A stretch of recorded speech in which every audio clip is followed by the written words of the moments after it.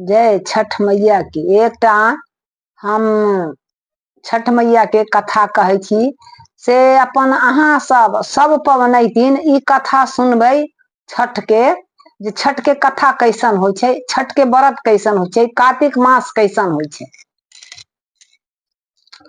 एकटा छठ मैया दुनू सास पुतौह रहथिन, तो सास पुतौह रहथिन ना, तो पुतौह रहथिन छठ माई आ राणा माई रहथिन सास। तो दोनों सास पुतौह रहथिन ना, तो हुनका राणा माई के बेटा खत्म भ गेले, दोनों विधवे विधवे रहे। तो हुनका हर साल अबै पबनी, तो अपन दुख सुख काट के हुनका पबनी करे। तो एक बेर से जब कार्तिक महीना आयल, छठ आयल, तो ओकर पुतौह कहलखिन कि से पतिनाथ तो हमर मरिए गेल, तो हम छठ पबनी कोना करब, कहाँ से जोर चितब आ कहाँ से लाइव से हम पावन करब छठ। ई महाभारत पबनी होइ छै, से कहाँ से हम करब। तो कहलक कि से छठ माई गेल कने तुने तो आरी पर गेल ना, जे जाइ छी केकरो खेत में से गन्ना लावे, तो औरक हम से उठाए न कुछो रहते कहते से गन्ना धो देवे, औरक में हम गन्ने के औरक उठा ले। तो छठ मैया कनते उनते से वन में गेलखिन, तो वन में गेलखिन न, तो गन्ना के आरी पर गेलखिन।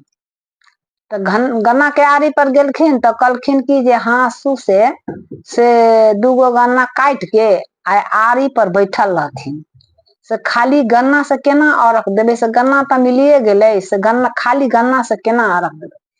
तो उ नारायण जी भगवान अयलखिन, सूरज भगवान तो अयलखिन, तो कहलकै कि से तू कैला कने छी, अहाँ कैला कने छी। तो कहलकै कैला कने छी, से काल्हि हमरा पावन छै छठ के, से कुछो व्यवस्था न छै, से हम कहाँ से करबै, से न पैसा छै, न पैसा छै, न कौड़ी छै, न हमरा घर में दाना पानी छै, तो हम कथी से करबै पावन।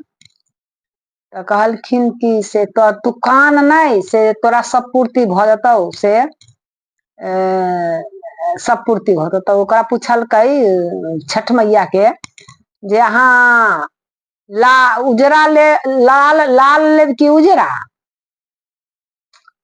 तो छठ मैया कहलखिन कि से हम लाल लेब। जे हुनका पूछलखिन सूर्य नारायण जे हाँ लाल लेब कि उजरा लेब, तो ये कहलखिन कि से छठ मैया जे हम लाल लेब। तो लाल लेब ना, तो हुनका जते देह बस्तर रहे से लाल भ गेलै, आ गारा में जे रहे लोहा पितर पहनले से सोना के हार भ गेलै। सोना के हार भ गेल, ओकरा सोना के पैसा के मोटरी देलखिन नारायण जी, जे एही से अहाँ पाबनी उबनी क लेब, आ बढ़िया से साथ में अहाँ लाल पियर पहन के से अहाँ करब पबनी। तो वहां से अपन खुशी होकर आयल, पैसा के मोटरी लेके आ सोना के हार पहन के आयल, रमकैत झमकत आयल गन्ना के खेत में से। तो गन्ना के खेत में से जे रमकैत झमकत आयल ना, तो सास देखल के एकरा पहनले ओढ़ले, तो कहलक किया है से अहाँ कहाँ से अलिए, से एते सामान सब लक अली, खाली सोने के हार पहनले छी आ मार पियर उयर पहनले छी, एते दिन कहियो न पहने छली, विधवा छली, तो आई एते चीज कहाँ से आयल। तो कहल सास कहल कि जे अहाँ छी भतार रखले चाहे आ दोसर आदमी रखले छी, तो अहाँ के देलक। तो उ अपन काने लागल छठ मैया, कहलखिन कि जे हाँ हमरा कला बात कहे छी, कला झगड़ा करे छी, से हम गेलिए गन्ना के आरी पर, तो हमरा भगवान जी सूरज नारायण देलक, ई सब हमरा देलक। तो ओकरा भ गेलै मोह, तो सास के ओकरा। तो उ सास कहलखिन कि तो हमहू जाओ, तो कहलखिन जाओ। तो उ सास कहलक कि से घोंघा के हार पहने ला, आ घोंघा के हार पहन के आ हो गेल गन्ने के आरी पर, जे पुतोह से पूछ के सब कुछ। तो कहलकै कि जे अहाँ के पूछत जे अहाँ की लेब वरदान, तो अहाँ कह देबै जे हम लाल पियर लेब। तो कहलकै ठीक हम ल लेब। तो ई कहलक कि से गेल बूढ़ी ना, तो ओहिना गन्ना काट के ढाकी में धो लेलक, आ कहलक कि जे हमरा कथी दियू न दियू। तो उ फेन आयल सूरज नारायण, तो कहलक हे बुढ़ी अम्मा अहाँ कैला कने छी। कहलक कने छी एहिला जे काल छठ पबनी छै, से हम केना पावन करबै, कथी लकर। तो कहलकै ठीक है तोरा हम सब कुछ देबो।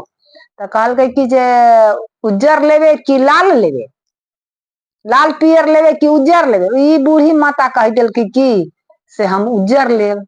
गोर लगे छियन छठ मैया के, दे भूल के उज्जर लेब। तो ऊ कहलखिन कि हुनका पूरा दे उज्जर क देलखिन आ घोंघा के जे हार पहन के गेल रहथिन से उज्जर घोंघा के हार से उज्जर क देलखिन और पूरा देह हुनका उज्जर क देलकै जेकरा मैया ऊ कहै छथिन जे चरक फुटि जाइ छै। हम कहै छी हमरा देह भरैया तो ओहे हुनका सौंसे देह हो गेलै। वहां से आयल तो जते पितर फसली फसली पहन के गेल रहे से ओकर घोंघा के हार भ गेल, घोंघा भ गेल हार घोंघा के।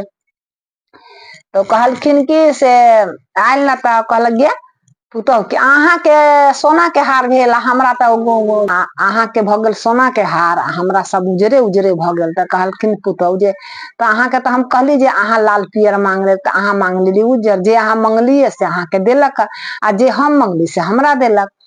तो यही लेल अहाँ सबके कहै छी कि जे ई पबनी बहुत आधार से होइ छै, बहुत कठिन से होइ छै आ बहुत जे कुछ मांगे छै जेकर मन अपना मनसा रोध के तो वो सूर्य नारायण और छठ मैया पूरा क दै छथिन। तो एही लेल कहली तो साँझ के अर्घ जे है से छठ मैया के आ भिनसरुका अर्घ जे है से राणा माई के, बूढ़ी माई के। तो साँझ में से लाल पियर कनी लहक झहक रहे छै, भिनसर में कनी मध्यम भ जाइ छथिन। तो उदास तन का साँझ का अर्घ भिनसरुका घाट भ जाइ छै, साँझ वाला बढ़िया रहे छै रमक जमक। तो एही लेल अहाँ के कहै छी कि जे सब कोई के जे ई कथा अवश्य सुनब आ ई कथा सुन के आई भेदभाव से करब जे हुनका से टेढ़ी करे के न है, न 10 गो फल है 5 गो फल हो। यही लक हुनका आराधना करबा अपना मन से, दिल से, शक्ति से, भक्ति से। तो ऊ सब पूरा करे छथिन राणा माई छठ मैया।